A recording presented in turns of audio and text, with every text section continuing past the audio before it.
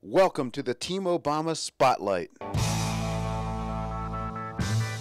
Today the spotlight is on Goodwin Liu, a nominee for the U.S. Court of Appeals, and a law professor from a notoriously liberal academic institution, University of California, Berkeley.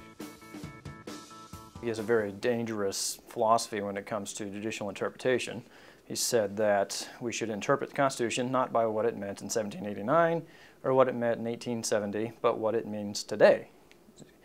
Sort of molding not just the meaning, but also, he also said, even the text of the Constitution to meet contemporary needs. That basically means that the judge is unhinged from any sort of historical decision-making process and can make a decision come out to be whatever he wants it to be. Could his power be used to regulate businesses into submission?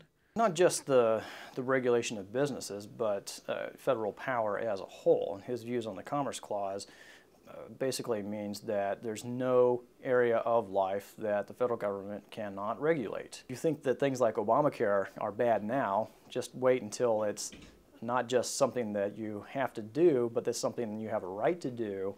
And of course, the only place that can really support that right is the federal government. We're just looking at a recipe for disaster here. Cooler heads prevail, as they say, and someone should tell Mr. Liu. He's also, what you would call intemperate. One of the things you look for in a judge is someone who has, good temperament, and I think he demonstrated that he doesn't have that very aptly when he testified against Sam Alito when he was up for a nomination to be a Supreme Court justice. He said that the America envisioned by his record is not the America that we want it to be. I mean, it just went on and blasted him. And there's also a very significant issue with the materials that he supplied to the Senate. Every nominee, when they are being vetted, provides a list to the Senate of speeches they've given, of papers they've written, and other appearances.